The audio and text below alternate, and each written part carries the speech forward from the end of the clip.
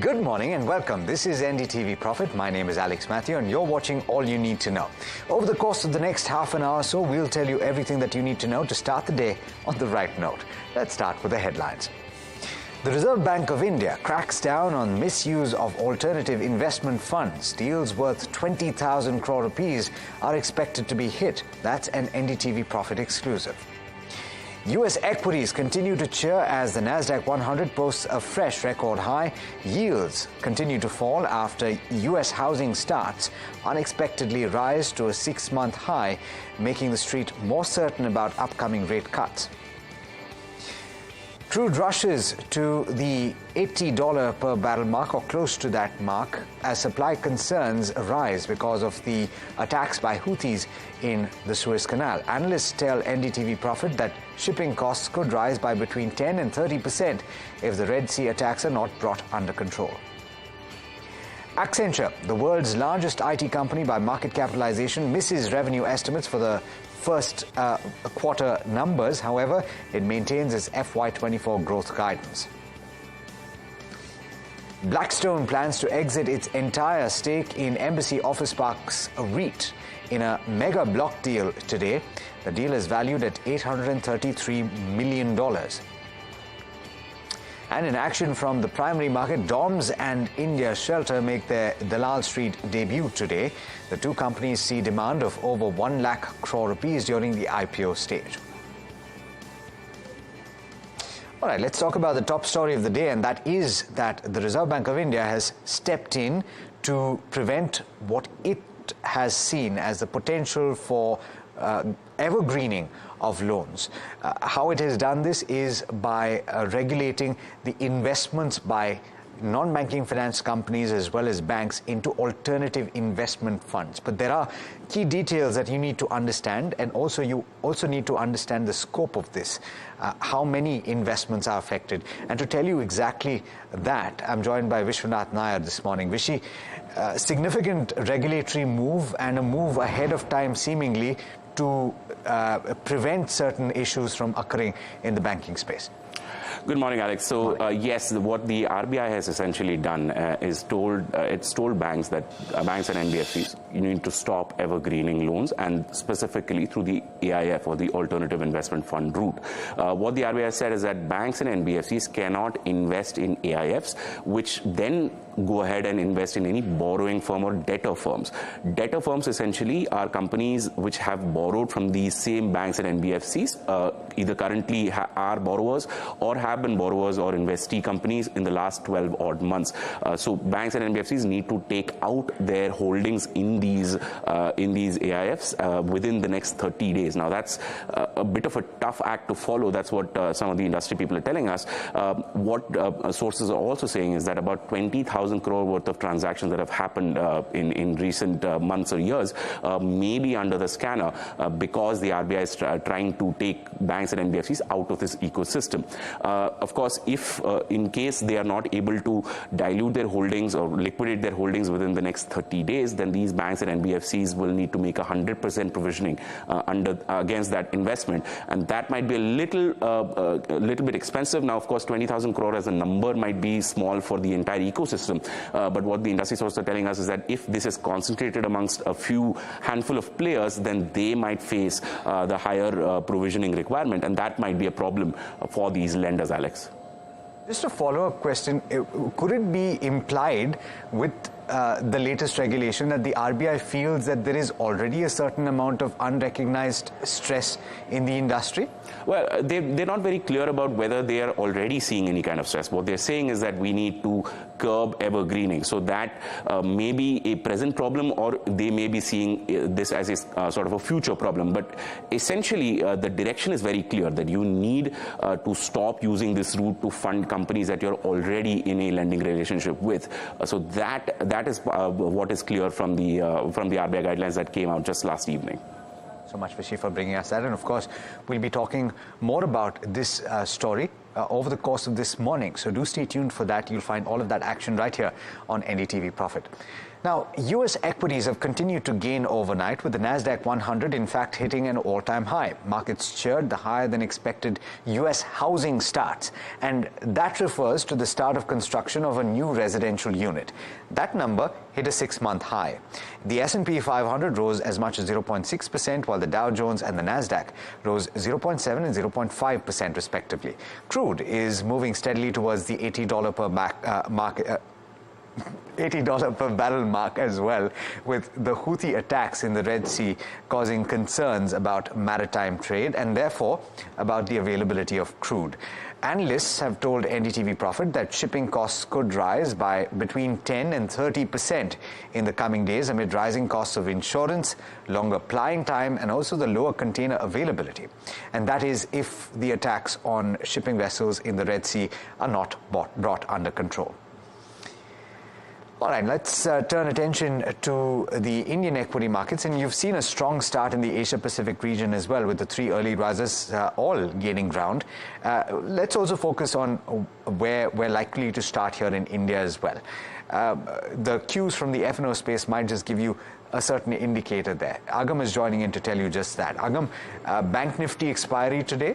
Yeah. What more can you tell us about the F&O cues? Right, so we're looking at a little bit of slowdown, Alex, and perhaps on expected lines that consolidation is playing out when it comes to the benchmarks. We're looking at marginal moves, at least as far as the past couple of sessions are concerned, especially after the kind of staggering gains that we have seen the previous week. So Monday, Tuesday, consolidation coming through, and well, we did see marginal gains for the Nifty, but not too much to speak for otherwise. However, we are seeing an increase of as much as 8% in open interest towards index futures, which is a tad bit surprising because this is around the time where we don't really see too much of positions building in. So the question really is whether or not this is towards longs or no, because it's not been conclusively established that we are in fact expecting the Nifty to move further on from these levels significantly higher, considering it is the last couple of weeks of December. Let's move on and talk about the Bank Nifty. Of course, that will be in focus because the weekly options expiry comes through, and we have seen a 3.6% increase in open interest despite the fact that the underlying remained flat. And again, we'll have to wait and watch for whether or not this position building is towards longs or shorts. Let's pull out the options distribution. Now, at the moment, while we continue to see a lot more accumulation around the 21,500 call, we're starting to see a little more writing coming through around the 22,000 mark as well. Remember, 21,500 at the moment is turning out to be a little bit of a challenge, a little bit of a hurdle as far as the Nifty is concerned over the past couple of sessions. So that should be the crucial level to watch out for today. And of course, on the lower end, we're keeping an eye on 21,300, 21,400 and 500, where a lot of puts have seen a lot more writing coming through. So that should be about a 200, 300 point odd range that we are playing with as far as this weekly expiry goes for the Nifty at least.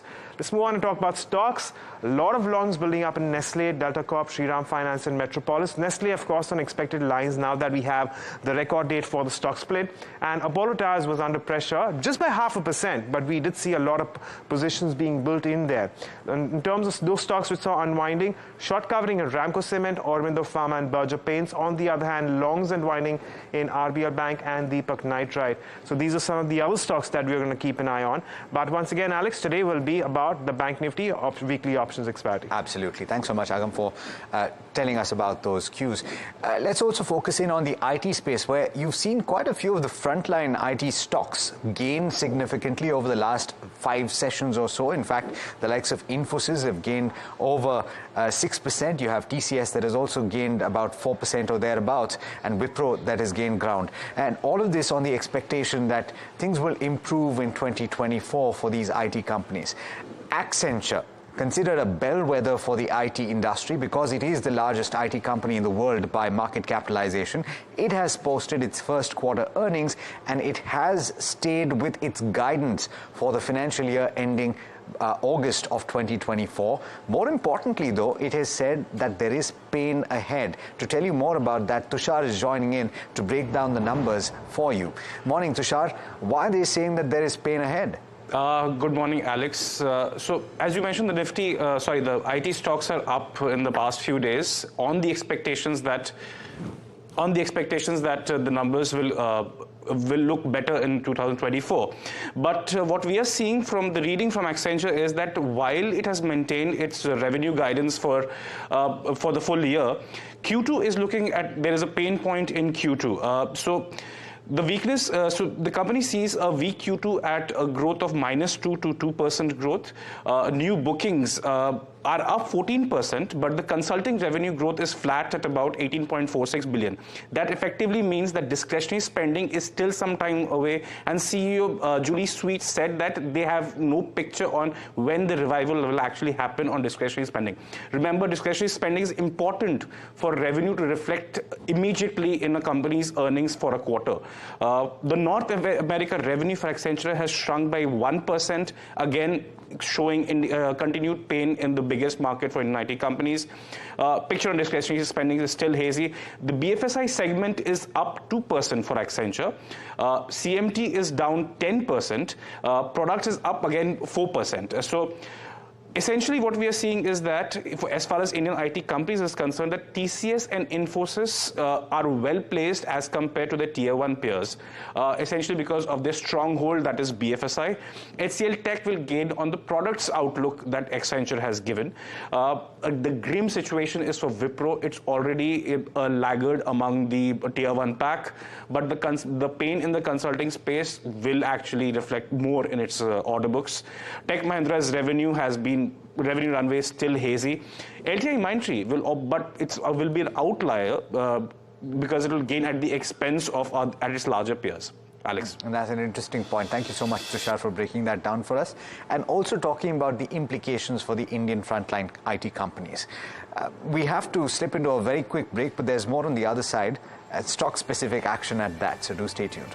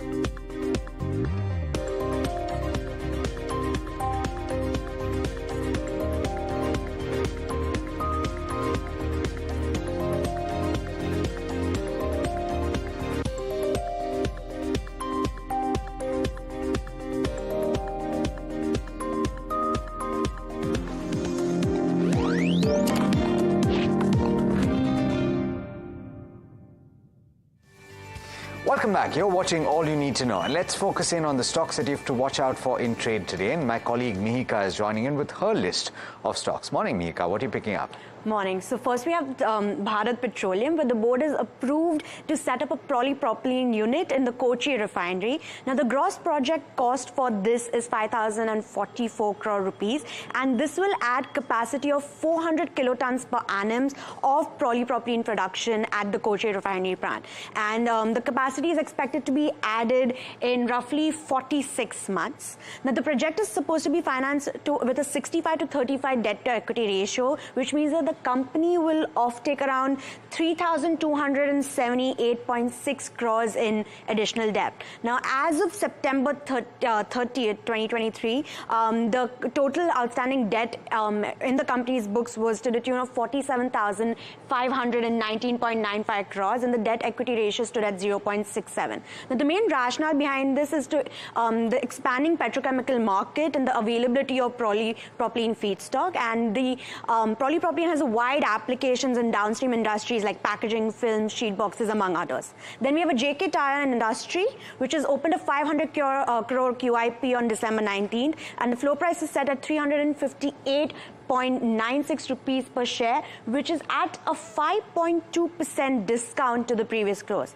Now, the fundraising is a part of the capacity expansion efforts that the company has taken. Now, back in November, the company approved the expansion of a tire manufacturing capacity, and the expansion was for a 1,025 crore investment, and the project was to be funded with equity, internal accruals, and debt.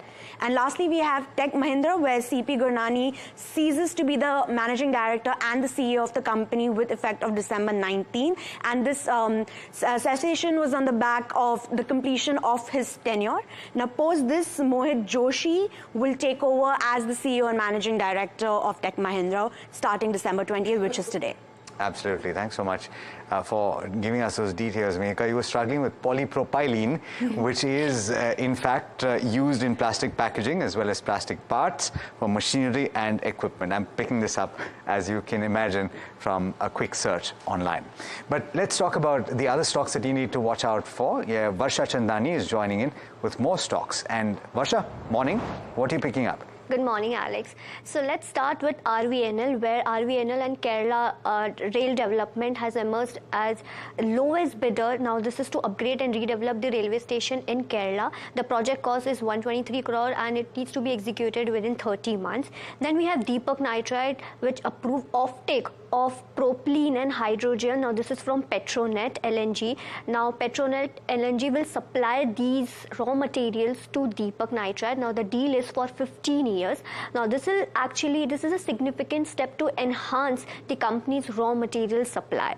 Then we have Glenmark Life Sciences, where CCI cleared Nirma's acquisition of majority shareholding of Glenmark Life Sciences, and now the Glenmark Pharmaceuticals actually will divest 75% in subsidiary Glenmark Life Sciences to Nirma at 5,650 crore. Now, what is the implication of this approval is this will indicate a deal to be thoroughly scrutinized, and also it indicates comply with competitive market standards. Then also the acquisition will provide Glenmark Life Sciences with investment and business expertise of Nirma, which will help in growth and expansion operations and the market reach. Then lastly, we have National Fertilizer, which approved setting up of Nano, which is a liquid fertilizer production plant. Now, the liquid fertilizer it helps in nutrition loss, which is less than 10%, and also liquid fertilizer brings immediate results in the farm's productivity. Understood. Thanks so much, Varsha, for bringing us those details.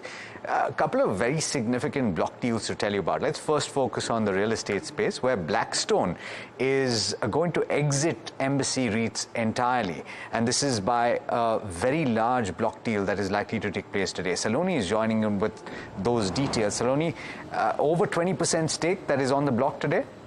Yes, that's right, Alex. 23.5% actually. So Blackstone is planning to sell 23.5% stake, the remaining stake that it has in the REIT, at an offer price of rupees 310 per share via mega block deal today. What we've picked from our sources is that the deal is of about $833 million. And this comes after, Blackstone was planning to sell its stake in Embassy. Since the start of the year, it was looking for private equity players also, but did not get anyone, based on the valuation that they were asking. So right now, as per sources, they feel it's the right time, given the current market scenario and given the current boom that we are seeing actually. So that is one of the reasons that, they are actually thinking this is the right time to come with this block deal. And that is the, action that we'll be seeing today. And Kotak and IIFL Capital are the advisors for the deal. That's an interesting one to track, certainly, and the stock price also is important, or the price of the REIT, rather. There's also a significant deal that is brewing for Nippon AMC. InduSInd is in the market to sell 2.86% stake. What can you tell us about that? Right, so as per the term sheet that we saw, InduSInd Bank, which actually held 2.86% till September, end quarter, is planning to sell the entire stake, at rupees 466 per share. Now, this is at a discount from the, from Tuesday's closing price. And what we know from the term sheet is that the offer size is of rupees 762 crore, and JM Financial is the sole book runner for the deal. So that's another, block deal that we are going to be seeing today, once the market opens. All right. Thanks so much, Saloni, for bringing us those details. Let's focus in on Varun Beverages, which is aiming to acquire 100% stake in a South Africa-based beverage company for 1,320 crore rupees. We've got Mahima Vachrajani joining in to tell you about the context and how significant this deal could be. Can you tell us about the addressable market and the implications for the company, Mahima? Right, Alex. So if you see, yesterday Devyani acquired a huge stake in Thailand. Today it is Varun Beverages. Well, this is on expected lines as per the company's targets. If you see the target, the transaction is valued at 1,320 crores, and the funding shall be done by a PE fund, and remaining Varun Beverages is going to raise debt for it.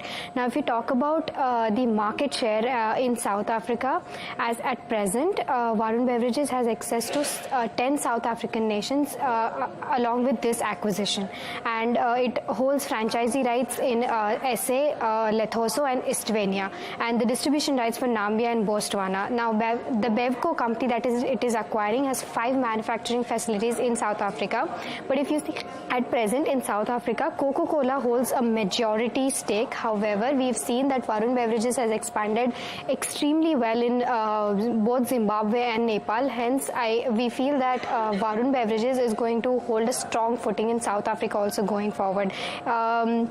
If we talk about the recent acquisitions, the Varun Beverages yesterday also signed an MOU with Jharkhand government for a manufacturing plant with a total capacity outlay of 450 crores. If we talk about what the brokerages are saying for Varun Beverages, MK has said that after a 70% run-up in share price in the past 1 year, it maintains reduced rating with a target price of 1150.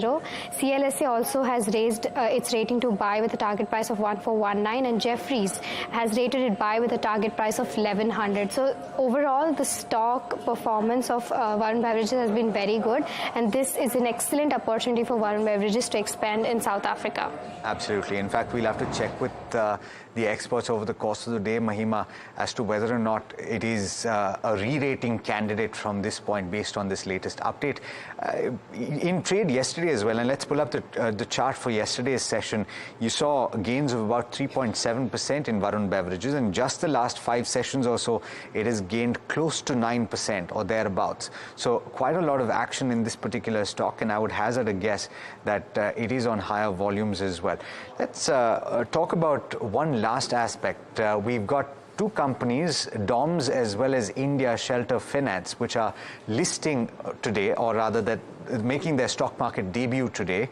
And we've got Azad Engineering IPO that also opens today. But those first 2 IPOs have gotten interest of over 1 lakh crore during the IPO stage. To tell you more about them, I'm joined by Saloni once again. Saloni, what can you tell us about the action in the primary market?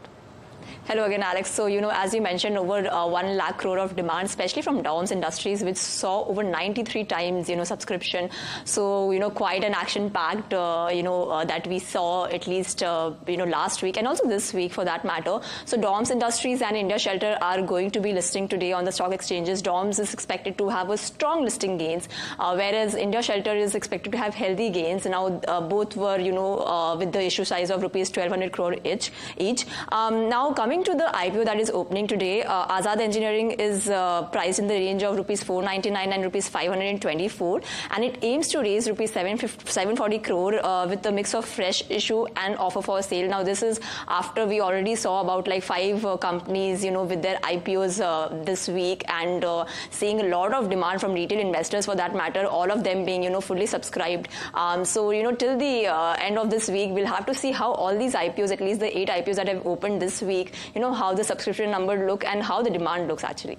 Absolutely. And in fact, we are, Saloni, intending to speak with the fund manager of Edelweiss recently listed IPO fund to try and gauge what his approach to investing in these IPOs is. And we'll have that on the platform in just a short while. So viewers, do watch out for that one. We are completely out of time on this edition of All You Need to Know. And in fact, hopefully, we've given you a bit of a sense of what to take into trade today. But we've got a lot more to bring to you, and you'll find all of that on India Market Open right here on NDTV Profit. Do stay tuned.